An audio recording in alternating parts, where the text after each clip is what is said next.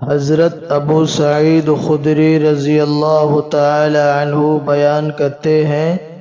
رسول اللہ صلی اللہ علیہ وسلم نے فرمایا،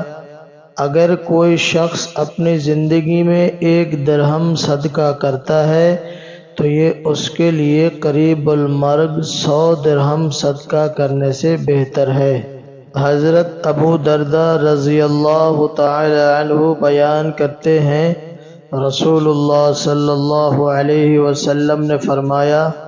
وہ شخص جو اپنی موت کے قریب صدقہ کرتا ہے یا غلام آزاد کرتا ہے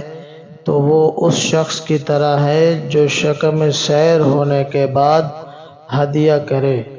حضرت ابو بکر صدیق رضی اللہ تعالی عنہ بیان کرتے ہیں، رسول اللہ صلی اللہ علیہ وسلم نے فرمایا،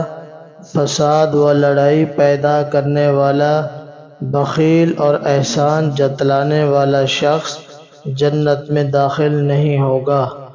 حضرت ابو ہریرہ رضی اللہ تعالی عنہ بیان کرتے ہیں، رسول اللہ صلی اللہ علیہ وسلم نے فرمایا، آدمی میں انتہائی حرص اور انتہائی بزدلی